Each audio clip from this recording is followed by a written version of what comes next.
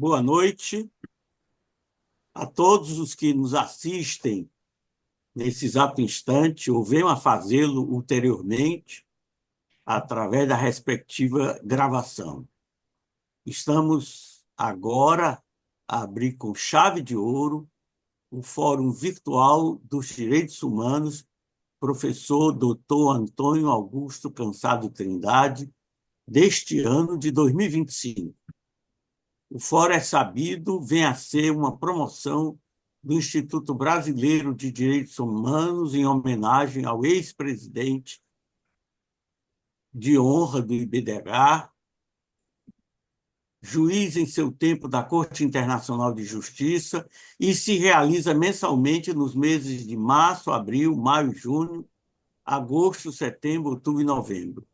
Ele substitui o fórum presencial que ocorreu durante mais de 20 anos em Fortaleza e tem permitido que ouçamos um grande número de estudiosos de primeira grandeza que são aqui convidados para falarem sobre matérias importantes e atuais em sede de direitos humanos.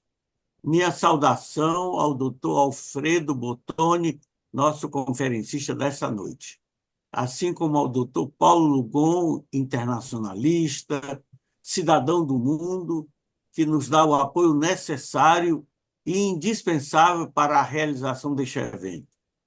A conferência de hoje versará sobre o assédio sexual e moral no trabalho versus direitos humanos e será ministrada pelo doutor Alfredo Bottoni, advogado, matemático, doutor em filosofia e administração nos Estados Unidos, um ilustre escritor intelectual a quem tive a honra de conhecer no ano passado, quando fizemos juntos um workshop sobre a teoria e as ferramentas do projeto Harvard de negociação em Harvard, Massachusetts. A escolha do tema, extremamente relevante e atual, se deve ao fato de que Alfredo Bottoni, autor de numerosos títulos, escreveu em tempos recentes o livro Crises Ocultas, Assédio Moral e Sexual no Ambiente do Trabalho, para a elaboração de cujo prefácio fui convidado. Eu colho, inclusive, esta chance, Bottoni, para lhe agradecer de público o imenso privilégio de ler sua obra em primeira mão, uma obra que me encantou, digo-lhe mais uma vez, por sua estrutura, pelo método utilizado, pelos argumentos expendidos, com total propriedade. Tive acesso a outros textos sobre o assunto, e nenhum deles conseguiu discorrer sobre o assédio, seja moral, seja intelectual, seja sexual, com tanta propriedade, com tanta didática, no português escorreito, admirável por sua correção e elegância. A par da definição e distinção de ambas as formas de assédio, Bottoni mostra a evolução da legislação laboral e nos apresenta um estudo sobre a Organização Internacional do Trabalho, centrando-se na Convenção 190, aprovada em 2019. No prefácio, aludido, assinalo, resta claro que a proposta da obra, além de descrever o que constitui o assédio no ambiente do trabalho e no mesmo espaço, suas consequências de ordem financeira, social e jurídica, tanto para as empresas quanto para os funcionários, os trabalhadores, vem a ser a de mostrar como este deve ser prevenido e combatido, no marco de uma política inegociável, inflexível, de tolerância zero, de cabal repúdio ao silêncio e ao medo de represálias e retaliações. E mais não acrescento, porque não ouso incorrer em spoiler, roubando a oportunidade única de aprender com o insigne conferencista que foi, sem qualquer nesga de dúvida, e o tenho afirmado com renitência, um dos prêmios maiores que minha passagem por Harvard me concedeu. Com a palavra, Alfredo Bottoni. Muito obrigado, César, pela sua generosidade. Também foi um presente para mim, o encontro de agosto. Conhecer uma pessoa com esse coração bondoso e alguém que fala que não só fala em direitos humanos, mas que pratica. Eu tenho acompanhado a sua obra na prática, a sua peregrinação pelo mundo afora. Então, nós temos uma convergência, porque os dois assuntos são intimamente ligados. Muito obrigado e espero estar contribuindo. Já estou aprendendo muito, o fato de estar aqui e contribuindo para esse tema tão relevante na questão dos direitos humanos. Porque direito do trabalho e direitos humanos estão intimamente ligados. Como eu tenho um tempo cronometrado, eu vou já compartilhar aqui a tela.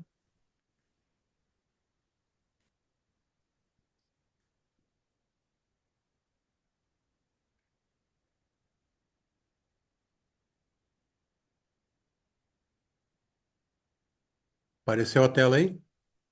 Sim, apareceu. Apareceu? Está Pode a tela? continuar. Pode continuar. Apareceu. Parece. Bom, então vamos falar rapidamente. Eu quero ratificar, né, um presente, além de tudo, ele ter prefaciado o meu livro. Isso dá um valor inestimável para mim, né? O Instituto Brasileiro de Direitos Humanos foi criado há 45 anos. Eu vejo que ele está em pleno progresso, cada vez mais presente no mundo, e me sinto honrado de estar fazendo parte nesse dia de hoje, desse grupo. Eu vou falar então sobre o assédio moral e sexual, sobre a vertente de direitos humanos. A introdução ao tema. O que nós queremos do trabalhador que a empresa crie é um ambiente seguro. E outra coisa, embora tenha escrito aqui, o ambiente de trabalho deve ser seguro e respeitoso para todos os colaboradores, vamos substituir a palavra colaboradores por trabalhadores, que a OIT 190, a Convenção 190 da OIT, teve a felicidade de incorporar pela primeira vez o termo lato sensu de trabalhador. Porque antes nós focávamos muito no empregado, aquele que tinha o crachá da empresa. Nós temos que olhar que trabalhador, nós temos o terceirizado, aquele autônomo, e várias modalidades, o PJ, várias contratações que a empresa tem. E nós temos que olhar a questão do tema sobre a ótica global de toda modalidade de contrato que a empresa tenha e pessoas que prestam serviço. Essa que é a finalidade. Então, o ambiente tem que ser seguro e é um direito humano essencial. O assédio no trabalho viola a dignidade da pessoa humana. Esse é o grande problema. Essa que é a conexão entre trabalho e direitos humanos. O assédio afeta negativamente não só indivíduos, as pessoas que trabalham, afeta também a empresa. A empresa tem um prejuízo, talvez, que ela subestime o quanto que é prejudicial violar essa questão tão essencial para a vida humana, que é a dignidade. O tema exige uma reflexão crítica e ação imediata. Então, as empresas têm que realmente botar a mão na massa e ter um programa pragmático para que se combata de forma muito veemente a questão do assédio. O compromisso ético e humano é essencial para a prevenção. Nós temos que trabalhar muito na prevenção, mas se a prevenção não for bem sucedida, tem que ter correção e correção à altura da consequência que isso gera para a empresa. Aqui já, o que é o assédio moral? Não vou entrar muito em detalhe. Eu vou só dar uma definição bem rápida, porque me interessa discutir um pouco mais lá na frente como é que está esse quadro atual no Brasil e no mundo afora. O assédio moral, ele é definido como a repetição sistemática de humilhação e intimidação. Embora a jurisprudência brasileira já tenha uma boa inovação que eu acho que veio a tempo.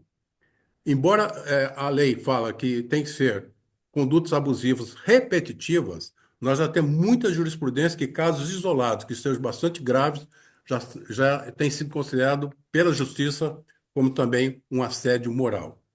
E isso está bem dentro daquilo que é necessário que se faça. Por exemplo, uma sobrecarga injustificada de trabalho, o isolamento forçado, Era comum, por exemplo, nas empresas de economia mista ou as empresas públicas, quando mudava o governo, criava-se uma sala para deixar aquelas pessoas que foram removidas de suas posições encostadas, entre aspas. Isso é uma verdadeira humilhação. Isso é assédio moral de natureza gravíssima. O assédio moral ele causa danos emocionais profundos e duradouros. Não só para o empregado, porque quando ele chega em casa, aquilo reflete em toda a família. A sociedade tem o prejuízo desse assédio e gera um ambiente organizacional tóxico e improdutivo. Uma outra grande evolução, que é muito recente, que é a Justiça do Trabalho, trouxe um conceito novo, é o assédio organizacional. Se uma empresa ela tem um volume de assédio e não se toma providências porque já está incrustado na cultura da empresa, nós podemos dizer que nós não temos um assédio mais isolado. Nós podemos dizer que esse é um verdadeiro assédio organizacional. Tanto que tem juízes fazendo o seguinte: ele decide, ele tem um caso para isolado, cai na justiça. Quando ele começa a analisar o fato, dependendo dos depoimentos, da constatação, ele pode concluir que aquilo lá não é um caso isolado. Então, ele pode notificar o Ministério Público do Trabalho para que vá até a empresa e faça uma investigação. Embora o número de demanda na justiça tenha crescido, eu não vejo isso como negativo, porque, felizmente, cada vez mais as pessoas estão tendo a coragem de denunciar os casos de assédio. Eu estou falando não só em termos de teoria, por números. E eu também comecei a trabalhar com 12 anos de idade, como ferreiro. Quando meu primeiro emprego, ninguém me deu luvas, minhas mãos estavam totalmente sendo destruídas, porque naquela época o conceito de assédio não era como de hoje, porque naquela época a pobreza era maior e você trabalhava para poder se alimentar. Você não dava importância para esses fatores. Hoje, felizmente, com a conscientização dos trabalhadores, a OIT estando mais presente, os órgãos fiscalizadores mais presentes, felizmente o conceito do assédio, que estava subjacente, hoje ele está emergindo e e a população trabalhadora está sendo conscientizada, até com muitos sindicatos atuando nessa questão. O que é o assédio sexual? É o comportamento de cunho sexual indesejado que ocorre no ambiente de trabalho. Como é que isso é manifestado? Através de atos ou avanços indesejados e ofensivos. A característica do assédio sexual é que alguém pratica contra a vontade, contra a anuência. É diferente, por exemplo, de um flerte. Tem um flerte no ambiente de trabalho que é normal. Quantas pessoas se casam no ambiente de trabalho? A pessoa está flertando alguém, querendo namorar, e a outra pessoa dá a devida atenção. Isso não é assédio. Deixando bem claro, o assédio sexual é quando é inapropriado que a outra pessoa não está aderindo, não quer, e a pessoa insiste em continuar com aquela atitude, com aquele comportamento indesejado e ofensivo à dignidade da pessoa. A diferença fundamental com o flerte é que é a ausência de consentimento. No flerte há consentimento. No assédio sexual não há consentimento. O assédio não é só toque, às vezes insinuações e até muitas vezes há propostas indecorosas. Olha, você está pedindo uma promoção, nós podemos discutir isso no ambiente fora daqui da empresa. Quem sabe hoje à noite podemos jantar, quem sabe depois de jantar podemos conversar mais à vontade. Isso é assédio sexual e é gravíssimo, é crime. Quais são os impactos no assédio no trabalho? Para as vítimas, ansiedade, depressão e baixa autoestima são consequências comuns, são consequências psicológicas graves. Hoje nós temos até o burnout, que já é considerado, reconhecido pela Justiça do Trabalho, como uma doença profissional e pode ser decorrente de assédio, ou por sobrecarga de trabalho, ou por um outro tipo de assédio que não só a sobrecarga de trabalho. E a consequência também para a empresa é a queda de produtividade. E outra coisa que não podemos, né, ignorar, principalmente as empresas que trabalham com atividades de risco, é o risco de aumento de acidentes de trabalho, e até acidentes fatais. Porque alguém que está em depressão não está conectado totalmente com o risco que o trabalho oferece. É um eletricista, é alguém que trabalha com atividade, por exemplo, numa indústria de alimentos, que trabalha com faca o tempo todo. Então, a empresa também vai ter prejuízo, porque vão ter afastamentos por motivo de acidente ou por doença profissional. Os riscos jurídicos também são elevados para as empresas. As condenações têm sido bastante severas pela justiça, felizmente, porque o lugar que mais dói é o bolso. E a justiça tem sido bastante dura com relação a isso. E isso também agrava, o assédio agrava as desigualdades estruturais sociais. Porque depois eu vou mostrar uma estatística, qual que é a população mais vulnerável ao assédio? Vocês vão verificar que você começa a consolidar ainda mais as diferenças na empresa. Começa a criar grupos que são muito mais assediados que aqueles grupos que conseguem se proteger melhor. E para a sociedade, reforça desigualdades estruturais e normalização de comportamentos abusivos. A empresa não pode aceitar que isso ocorra dentro dela. Ela tem que tomar medidas, tem que ter uma política clara e ela tem que realmente ser, como diz a política prevista na OIT 190, tolerância zero em relação ao assédio, em relação a, a também violência física, violência psicológica, e isso tem um efeito multiplicador na família, em amigos, aquela pessoa que vai para uma festa com os amigos, fica ali isolada, isso se transfere para a vida pessoal e tira a alegria e o prazer da pessoa viver. Muitas vezes, em alguns países que têm estatística, nós temos até casos de suicídio quando o assédio é muito violento. Nem todos suportam a questão do assédio. Os direitos humanos, que é o nosso foco. O que são os direitos humanos? São universais, são indivisíveis, não importa qual país. A Declaração Universal de Direitos Humanos vale para todos os países, não vale só para o Brasil. Vale para país subdesenvolvido, país de desenvolvimento e os países desenvolvidos. Os conceitos são universais. Não é o país que vai criar uma lei específica sobre direitos humanos. Nós podemos ter forma de estruturar como é que nós queremos que aconteça no nosso país, mas a lei é universal. E proteger, o princípio fundamental dos direitos humanos é proteger a dignidade humana, que é um dever de todos, de empresas, governo, órgãos fiscalizadores e de cada cidadão. A violação dos direitos humanos exige respostas internacionais. Nós não podemos ser tolerantes em relação à violação dos direitos humanos. Trabalhadores são protegidos pelo sistema internacional e não pela lei local só. Nossa Constituição Federal, ela traz no seu bojo toda uma boa parte da estrutura da Declaração Universal de Direitos Humanos de 1948. Mas, independentemente da nossa Constituição, nós temos a obrigação e o dever de proteger os direitos humanos dos trabalhadores. Eu vou focar nos trabalhadores. E a Organização Internacional do Trabalho tem feito um bom trabalho, principalmente a partir dessa Convenção 190, que ela tem uma abordagem bem internacionalizada. O assédio constitui grave violação dos direitos básicos do cidadão, né? É, o próprio hoje, nós temos discutido muito o ESG, que é Environment, Social e Governance. Quando nós pegamos a letra S, e muitas empresas, felizmente, têm já feito relatórios em separado do seu balanço sobre o que é que tem feito de concreto nessas três abordagens do ISD. E é importante que nós, que estamos discutindo esse tema aqui, entendamos que o S de social está também vinculado ao respeito aos direitos humanos.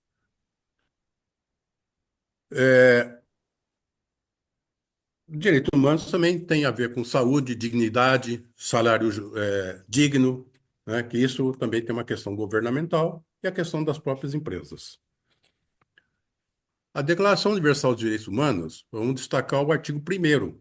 Todos nascem livres e iguais em dignidade e direitos. O artigo 5º, ele proíbe o tratamento cruel e degradante. Isso é muito importante, proibição de tratamentos cruéis, humanos e degradantes. E o artigo 23 fala do direito ao trabalho digno, sem discriminação para todos, quer dizer, um trabalho equitativo. Não importa se a pessoa tem o crachá da empresa ou um crachá de terceiro. A dignidade não tem crachá. A dignidade está no ser humano. A declaração é base para a proteção dos abusos no trabalho.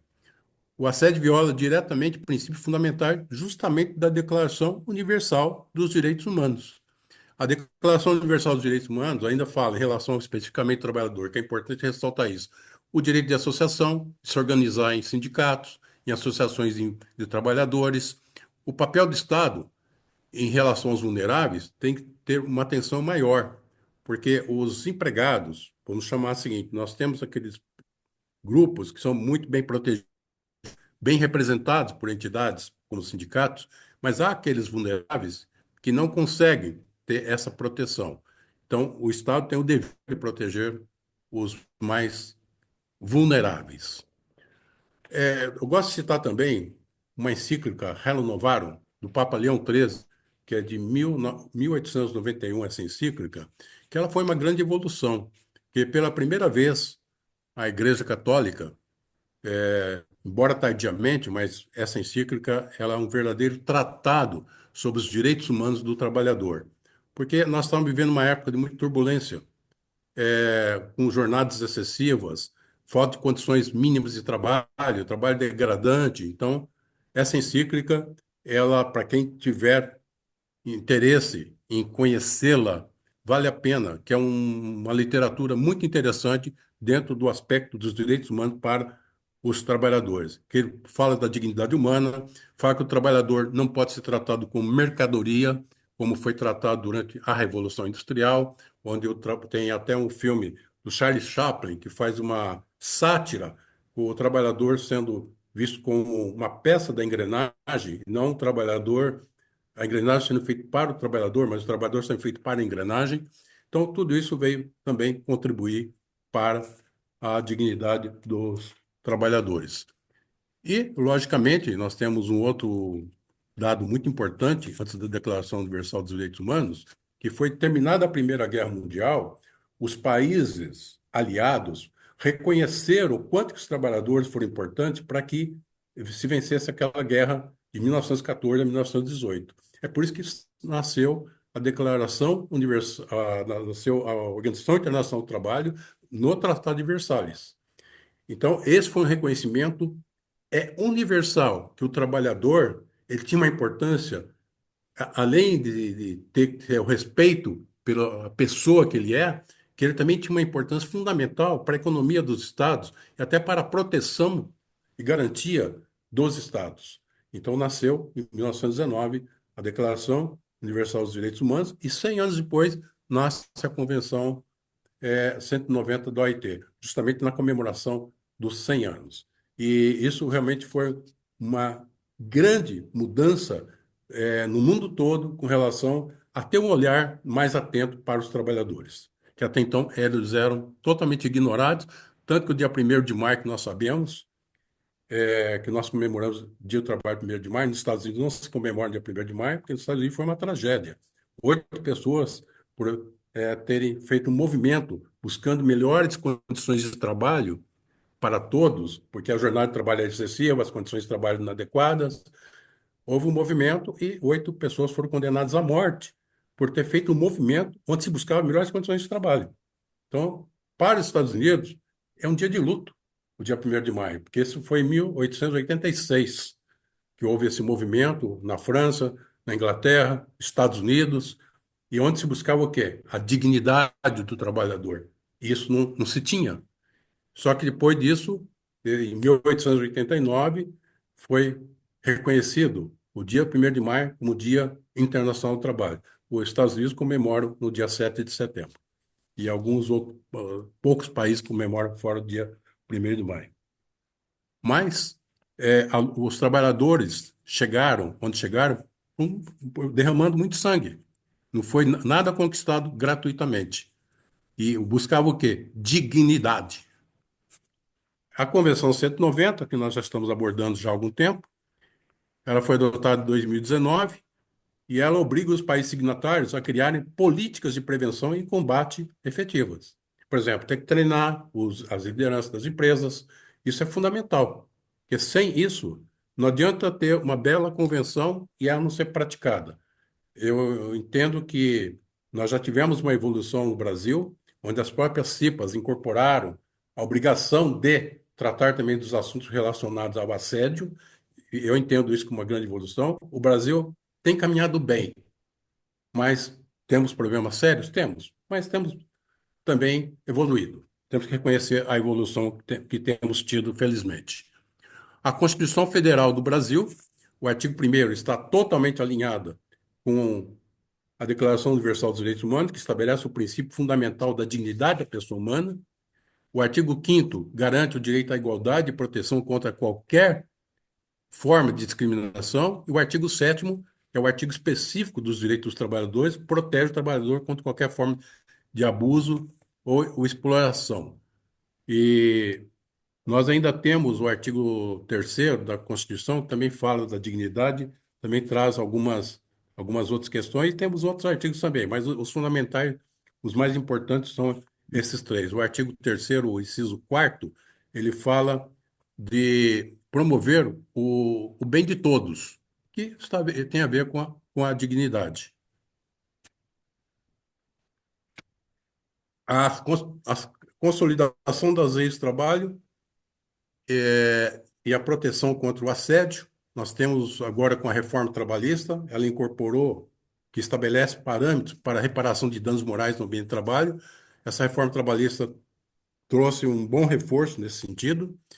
E nós temos o artigo 483, que ele é muito importante. Porque o artigo 482, isso também é uma coisa que eu gostaria de salientar. A empresa, se nós pegarmos o artigo 2º da CLT, o artigo 2º diz o quê? Olha, empregador é aquele indivíduo ou pessoa jurídica, que, assumindo os riscos da atividade econômica, ele admite, assalaria e dirige a prestação pessoal de serviço. Olha, a empresa tem o poder disciplinar nas suas mãos. O poder disciplinar, juridicamente, ele é unilateral.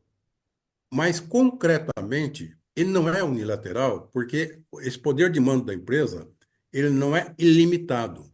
A limitação está no próprio contorno que a lei está, por exemplo, respeitar a dignidade da pessoa humana. Não pode um empregado cometer uma falta simplesinha e ele ser suspenso por 5 dias. Isso é um assédio. Se ele comete uma falta leve, tem que ter uma punição leve. A empresa não tem o direito de punir.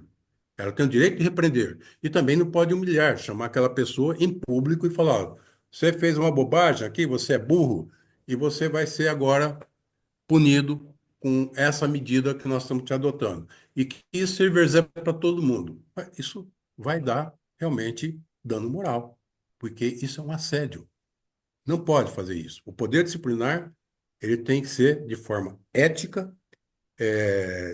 discreta e respeitando até quem foi punido, quem está sendo punido. Então, o artigo 2º da CLT dá essa possibilidade para a empresa, mas não é de forma ilimitada.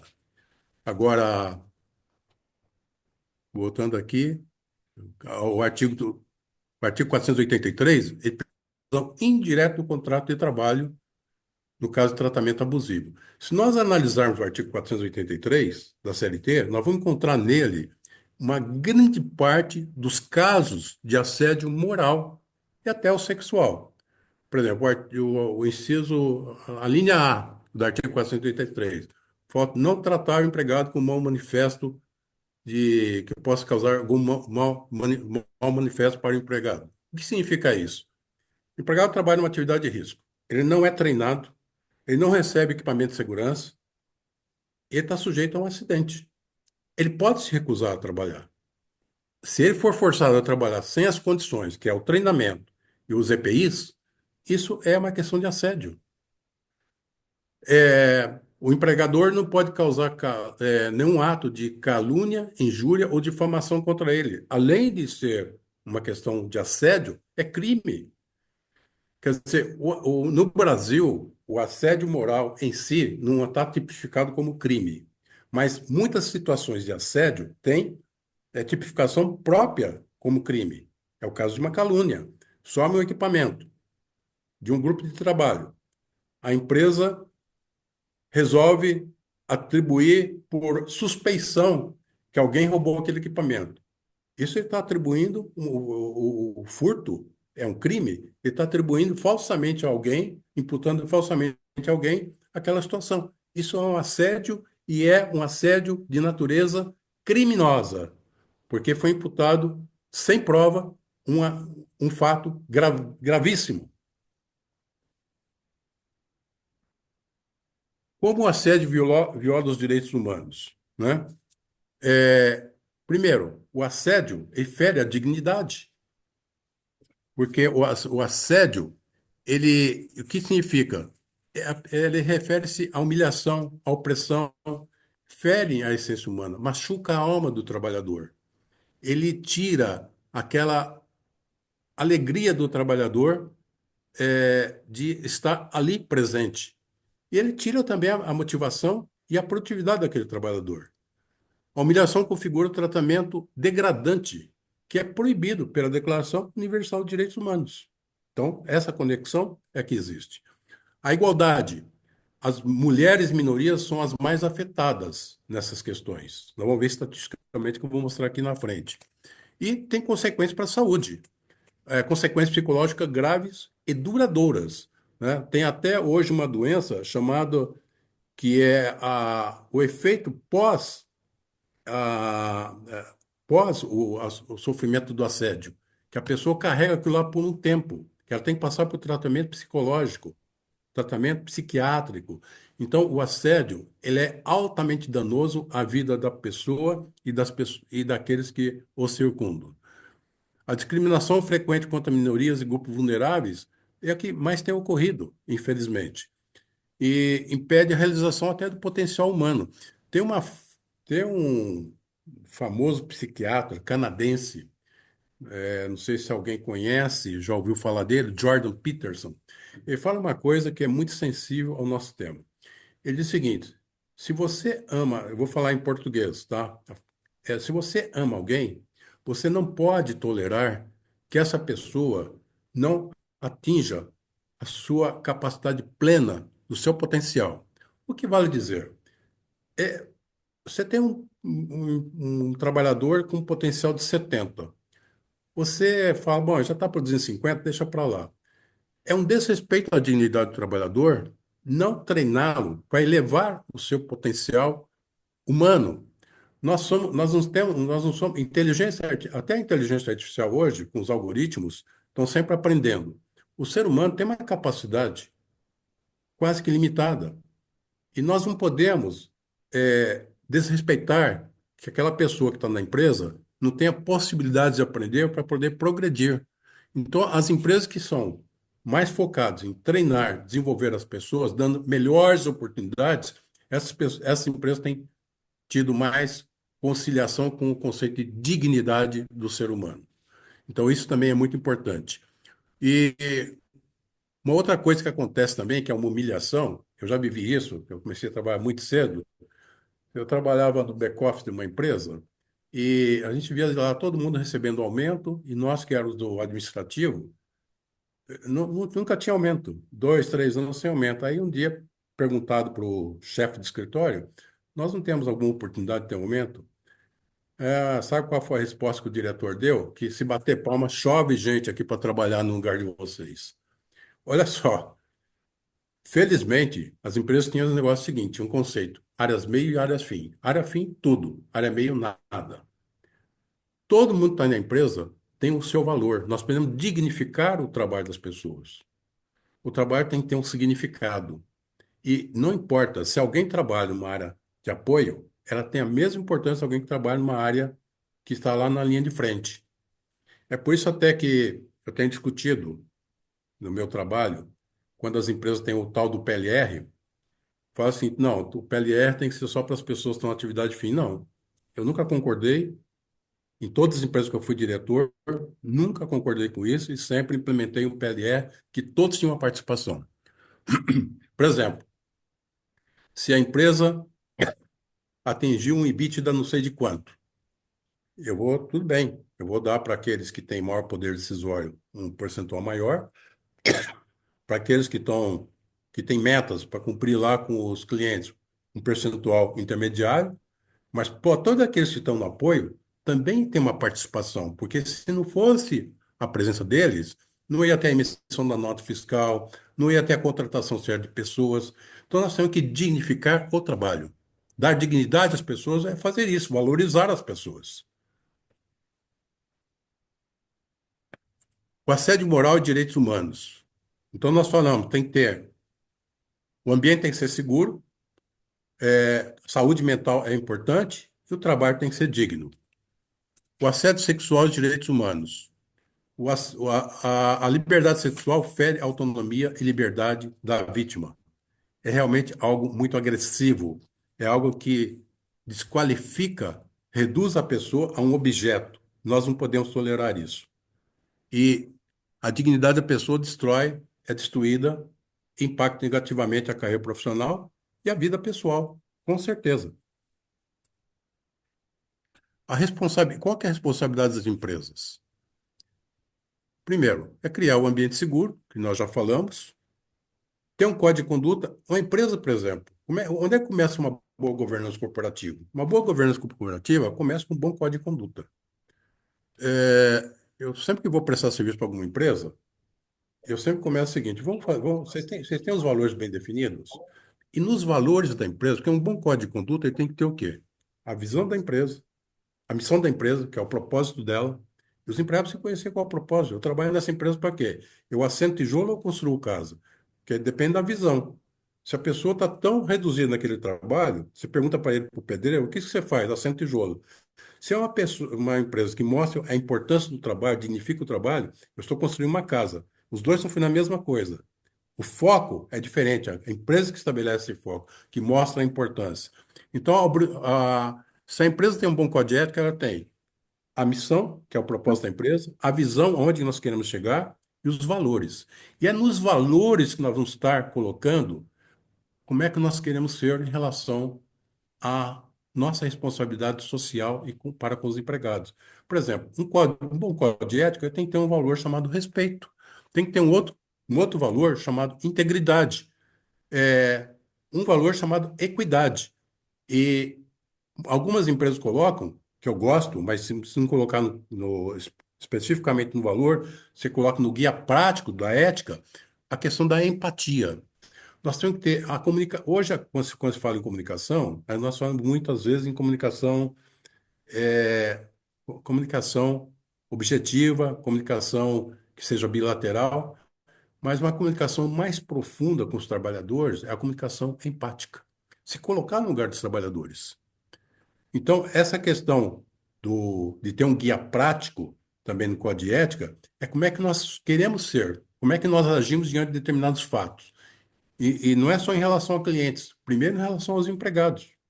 Como é que nós vamos cumprir as obrigações?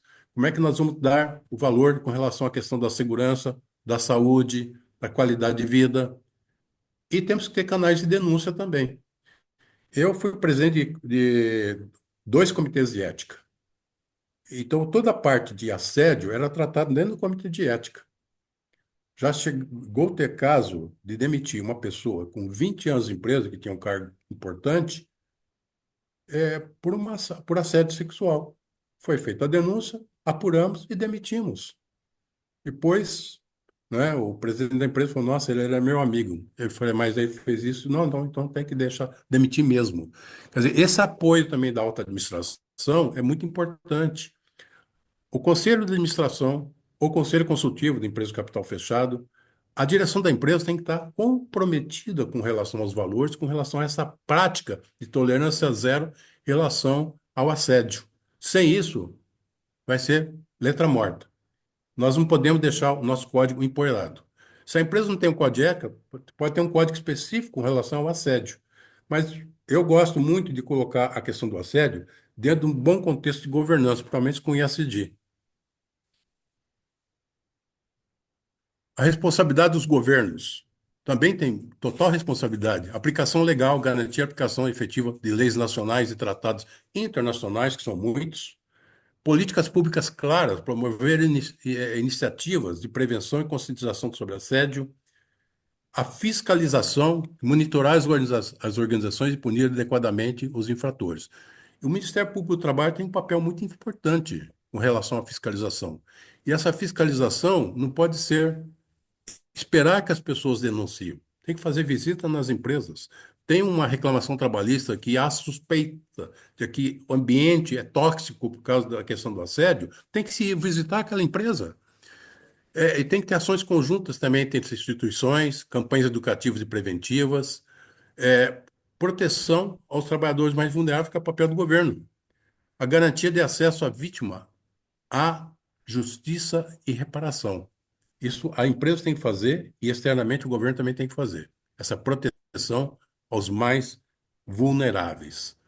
E o objetivo final é intolerância ao assédio e à violência no trabalho. Se a empresa não se posicionar com isso com clareza, vai ter abuso, né? Nós temos alguns tribunais regionais de trabalho que têm produzido umas cartilhas muito legais. Eu estou fazendo uma coletânea. Se alguém tiver interesse, depois, eu já tenho coletânea de pelo menos 3, 4 cartilhas. Eu estou estudando o assunto e buscando o que cada um está fazendo. E o Tribunal Regional, por exemplo, de São Paulo, tem já a sua cartilha, tem outros tribunais também tendo. Quer dizer, não está faltando iniciativa. O que nós precisamos ter é uma convergência de que esse assunto é importante. Outra coisa também que eu considero relevante, tem que ter o apoio da Conselho de Administração, tem que ter o apoio da diretoria, mas tem um órgão que é fundamental. O RH tem que ser estratégico. O RH estratégico tem que cuidar bem das pessoas. Se o RH não cuida bem das pessoas, não é estratégico, é melhor não ter o RH, terceiriza. Eu sou contra terceirizar o RH estratégico. Mas folha de pagamento, você até pode terceirizar. Agora, você treinar as lideranças para que tenham uma atitude correta, adequada, isso é um papel do RH. O RH ele tem que ter essa responsabilidade. E o RH tem que ter, hoje, estratégia, tem que ter assento na direção da empresa para tomar decisões que afetam as pessoas, para ajudar a tomar decisões que afetam as pessoas. Os mecanismos de prevenção de assédio. Políticas claras, estabelecer diretrizes objetivos contra o assédio e discriminação no trabalho, treinamento, e canais sigilosos. Canais específicos, exclusivos. Se para as empresas que têm comitê de ética, o canal pode ser o mesmo. Como no meu caso, quando administrei empresas que tinham comitê, eu criei o código de ética, por exemplo, no grupo Marfrig. Lá no comitê de ética, eu era o presidente, nós recebíamos denúncia de todos os tipos relacionados ao código de ética, onde a questão do assédio fazia parte, né? E nós temos que ter, então, esse cuidado, essa tem que ter política. Não adianta ter treinamento sem ter a política. Então tem que ter política clara em primeiro lugar. Qual que é a política em relação ao nosso assédio? Vamos treinar as pessoas. E tem que ter canais de as pessoas possam ter acesso. A cultura de respeito ao trabalho. Combate, tem que ter que combater os abusos. Eliminar práticas abusivas do discurso e discurso tóxico no ambiente de trabalho. Diversidade, promover a inclusão e valores de diferença entre colaboradores.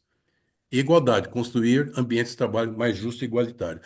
Eu vou permitir aqui citar 2 exemplos da minha vida profissional, tá? Com relação à inclusão. Porque respeito, dignidade é inclusão. Nós tínhamos um problema de turnover lá no Jardim América, lá em Campinas, onde nós construímos uma sede da Electro, que eu era diretor de recursos humanos e administração, nós construímos uma sede. E é um lugar muito hostil, né? Porque nós tínhamos problema ali de drogas, uma comunidade bastante difícil e aquela comunidade também pobre. O que que nós fizemos? Nós estávamos tendo um turnover muito alto no call center. E aí nós tomamos uma decisão, juntamente com a minha equipe, nós falamos o seguinte, olha, nós temos que reduzir o turnover. Porque você contratava jovens de 20, 25, eles ficavam 3, 4 meses e iam embora. Aí nós pensamos o seguinte, é uma comunidade carente. Onde é que estão as crianças na parte da manhã? Estão nas escolas. até 3 horas da tarde na escola. E essas mães fazem o que de manhã? Ah, muitos gostariam de trabalhar para aumentar a renda familiar. Nós começamos a recrutar essas mães para trabalhar no call center. Nós reduzimos drasticamente o turnover. O que significa isso? A inclusão. E outra coisa, vocês precisam ver o respeito que a comunidade passou a ter com relação à nossa empresa. E fora isso, nós criamos também no horário do almoço um trabalho de voluntariado. Nós começamos a chamar os jovens daquela comunidade para falar sobre um primeiro emprego. Então, nós não podemos pensar só na empresa, nós temos que pensar também nas pessoas que circundam a empresa. O outro exemplo que eu queria trazer para vocês. Alô? Então, eu posso ligar para você. Puedo llamarte dentro de 15 minutos porque está. Tem alguém aí falando na linha, não estou ouvindo. Outro exemplo que eu queria trazer para vocês foi que lá no Rio de Janeiro, num bairro chamado Jacaré, nós tínhamos uma comunidade também, uma área muito grande da Light. Dois colegas nossos resolveram fazer o seguinte: nós tínhamos furto de água, furto de energia, um monte de coisa. Dois colegas nossos, que trabalhavam na minha equipe, resolveram voluntariamente comprar uns carros velhos e criar uma oficina mecânica para chamar os ex-detentos que não conseguiam emprego. E aos sábados e domingos, dava treinamento para eles passarem a ensinar a consertar carro. Olha, mudou radicalmente a nossa relação com aquela comunidade. Foi uma coisa espetacular que nós tivemos como resultado. Então, nós temos que estar integrados o tempo todo com a comunidade. Nós não podemos fazer vista grossa na questão da inclusão. Isso também gera dentro da empresa um respeito. Poxa, essa empresa é uma empresa inclusiva. Bom, a medida de proteção à vítima também é outra coisa que tem que ser muito bem cuidada. É, alguém foi vítima de um assédio sexual, não basta simplesmente ignorar e deixar para lá. A empresa tem que ter o cuidado, oferecer um psicólogo, oferecer um apoio para que essa pessoa cure daquele trauma. E como é que nós vamos identificar o assédio? O assédio pode ser identificado de várias formas, por isso que nós temos que treinar as chefias para ter essa sensibilidade. São alterações significativas do comportamento, do desempenho da vítima, expressões de medo ou mal-estar relacionado ao ambiente de trabalho. Tem que ter uma pesquisa de clima nas empresas que são maiores. Deve fazer uma pesquisa de clima, porque através do clima organizacional você consegue identificar alguns vieses. E são pessoas, outra forma, pessoas que são excluídas deliberadamente de reuniões e eventos sociais. Por exemplo, sai todo mundo para o almoço. Todo dia o pessoal sai junto e deixa uma pessoa ali isolada, porque aquela pessoa tem alguma antipatia, a pessoa. Aqui, isso é uma forma de assédio também. O assédio não é só vertical, da chefia para com os colaboradores. Pode ser o inverso. Às vezes tem um colaborador que também assedia o seu chefe, colegas podem assediar lateralmente ou transversalmente. O mais normal é o assédio vertical, de cima para baixo. Exemplos reais de casos de assédio, né? Nós temos vários exemplos de casos de assédio. Como eu falei no artigo 483, nós encontramos muitos exemplos, nós podemos colocar. O isolamento de equipes, comentários inadequados e depreciativos, mudança de comportamento das vítimas também. E nós temos no Brasil alguns casos emblemáticos, né? Nós temos o caso do iFood, e nós tivemos um problema muito sério com o iFood em 2017, que teve que se fazer uma mudança muito profunda na gestão, porque estava tendo muito assédio sexual e assédio moral também. E, felizmente, o iFood se reposicionou rapidamente, porque quando você tem uma crise, você tem que se reposicionar rápido. Porque se deixar que a crise tome conta da empresa, a empresa não se levanta mais. Outro que nós tivemos, o Uber também teve em 2017 um problema muito sério de assédio, e tanto que o CEO foi demitido porque por negligência de não perceber que estava tendo problema de assédio e acabou sendo demitido. E o Uber se reposicionou e saiu bastante fortalecido. Nós tivemos também internacionalmente casos famosos como Harvey Weinstein, que foi praticamente quebrou aquela empresa, é, acho que é Miramax, que era um empresário do meio lá de Hollywood, que produzia filmes, etc., por questão de assédio, né? O da Fox News também, o Roger, que foi o presidente e fundador da Fox News, também foi demitido por questão de assédio. Isso foi em 2016. E na Globo também tivemos um problema muito sério em 2017 com um artista famoso, que também a Globo teve que afastar aquela pessoa por assédio com várias outras pessoas. O McDonald's também teve problemas no Brasil e nos Estados Unidos de assédio sexual sistêmico, que também teve que ser administrado e a empresa se reposicionou rapidamente. Tem um livro muito interessante do Mário Rosa que fala a síndrome de Aquiles, porque muitas vezes o pessoal acha o seguinte: a minha empresa está com problemas financeiros, nós estamos ferrados. O problema financeiro, ele é muito mais fácil de ser reconstruído do que da reputação da empresa. Porque quando o problema de assédio afeta a reputação da empresa, a reconstituição da empresa, se ela não tomar medidas rápidas, como essas empresas que eu citei tomaram, foram rápidas na tomada de decisão, então conseguiram se reposicionar. O financeiro você se reposiciona muito mais rápido. Se tiver uma boa estratégia, tiver um bom suporte, uma boa gestão. A questão da reputação é muito mais difícil. E esse livro do Mário Rosa, que fala assim de Aquiles e a crise de imagem, ele mostra o quanto que é difícil você reconstruir uma imagem. A imagem, você perde clientes, você perde credibilidade no mercado, é como se você estivesse recebendo um selo negativo.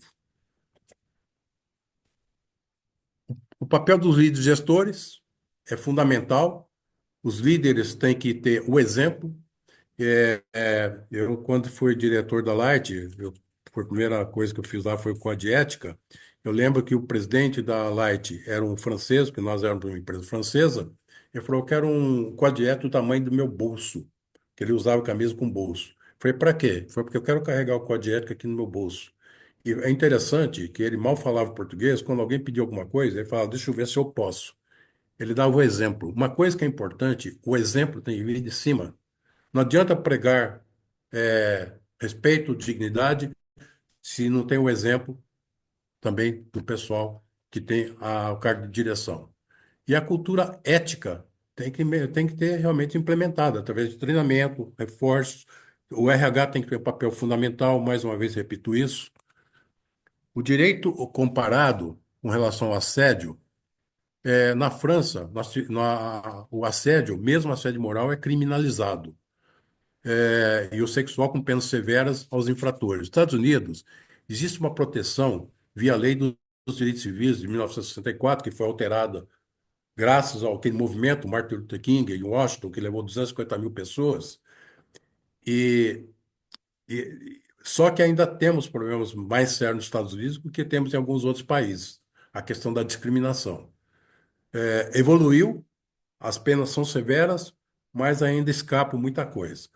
A Alemanha tem uma legislação discriminatória robusta e proteção ampla aos trabalhadores, porque a Alemanha trabalha muito com sindicatos nessa questão. Então, a proteção lá é bastante severa, porque os sindicatos têm uma participação muito ativa nessa questão de combate ao assédio. A Índia, nós temos problemas severos na Índia por uma questão cultural. A partir de 2013, a Índia começou a trabalhar um pouco mais na questão dos direitos humanos. A questão do assédio na Índia não se limita ao trabalho. Fora das empresas, nós temos uma incidência muito alta em relação às mulheres, assim como no Japão também tinha isso. E o Japão fez uma reformulação profunda em 2022 para Cinco o combate minutos. ao assédio moral, no trabalho.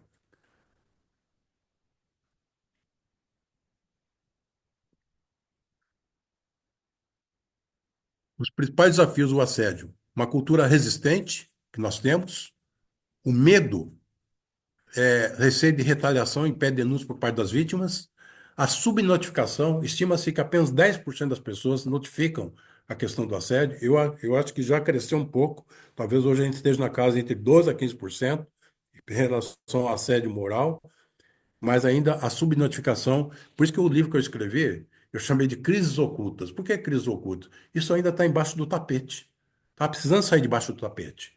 Isso tem a ver e dentro do princípio dos direitos humanos, nós temos que trabalhar mais fortemente para que as pessoas tenham coragem. Mas primeira coisa, a empresa tem que ter uma atitude de não ter o assédio. Agora, se tiver, que as pessoas tenham coragem de denunciar.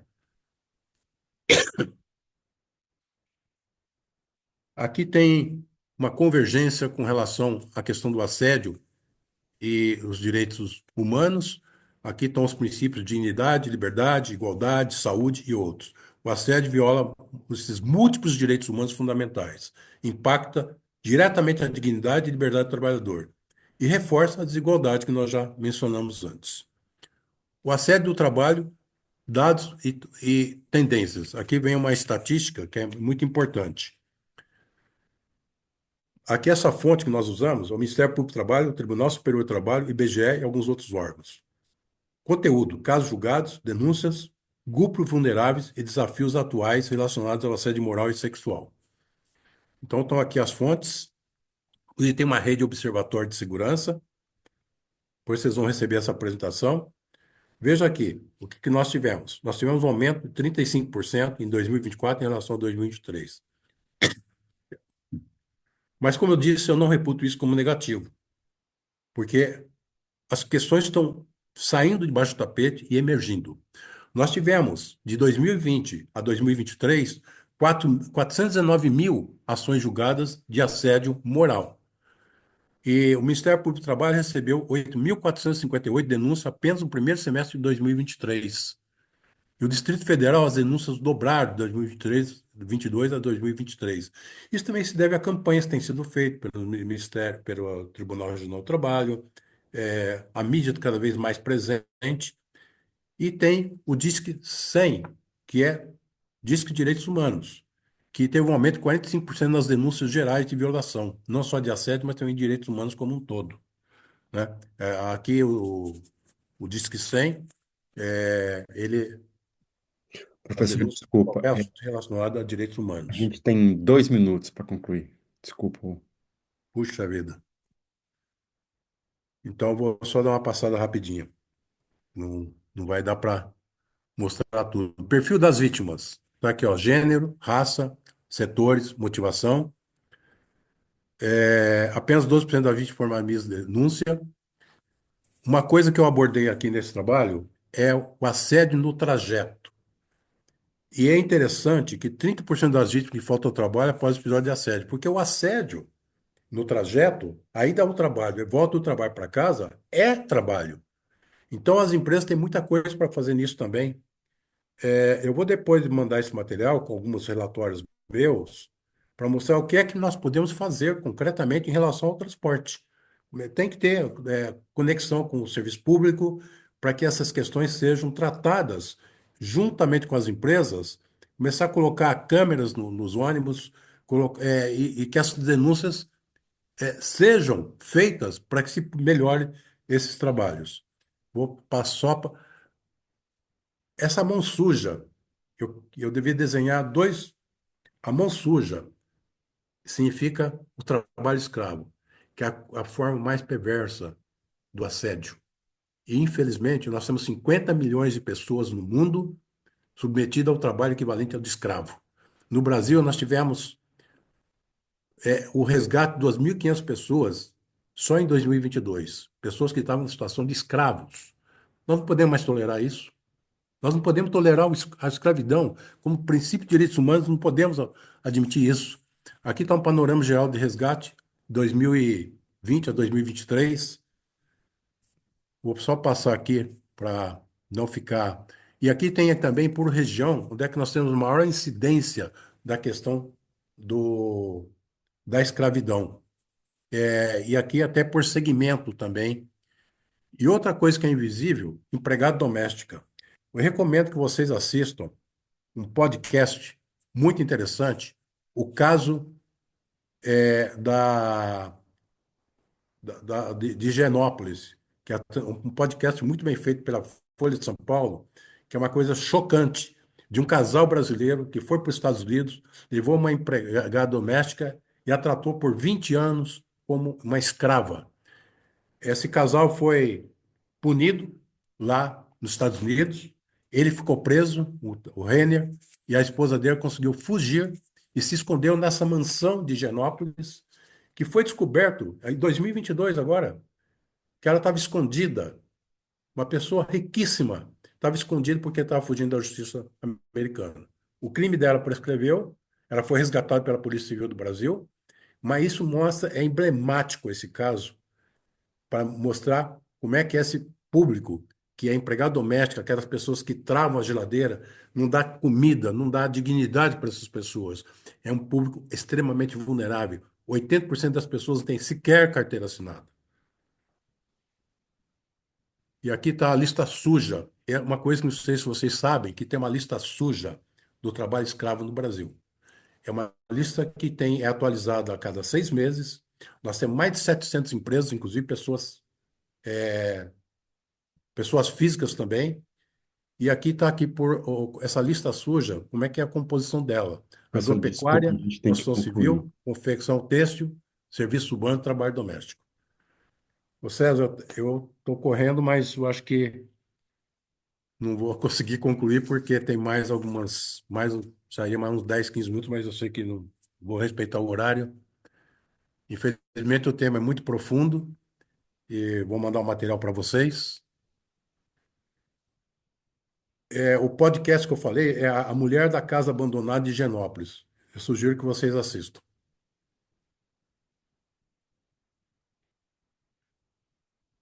Pra vocês terem uma ideia, eles foram pegos pelo FBI e, e ela não pode ser mais punida porque prescreveu a pena. Mas é algo degradante você ler essa história e como esses empregados domésticos ainda são tratados. Então, essa lista suja eu acompanho semestralmente. Eu vou até, acho que, postar no meu site, porque uma das coisas, por exemplo, que as empresas não devem fazer, isso eu só queria dar esse recado, nós não podemos pensar nas quatro paredes. Se eu vou comprar o produto de alguém, isso nós fizemos na Marfrig, se estava na lista suja, a gente não comprava. Porque você tem que ter uma punição. E só que é o seguinte, a maior parte dessas empresas que estão na lista suja acaba fazendo um TAC, um termo de ajuste de conduta, e acaba se reposicionando. Que bom. Esse que é, mas, infelizmente, 15% são reincidentes. Então aí fica difícil, né?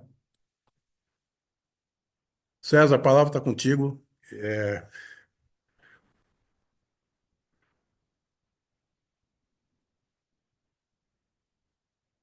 não estou ouvindo. Seu telefone está. O microfone está desligado. Microfone.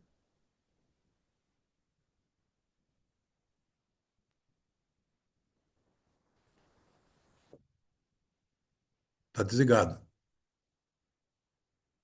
César, seu microfone está desligado.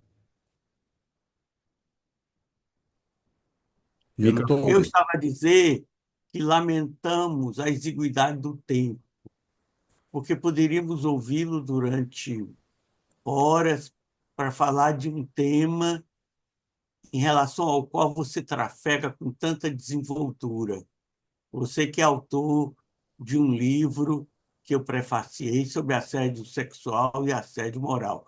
Com a sua conferência, Alfredo, você, tal como eu disse antes, abriu com chave de ouro o Fórum Virtual de Direitos Humanos do ano de 2025.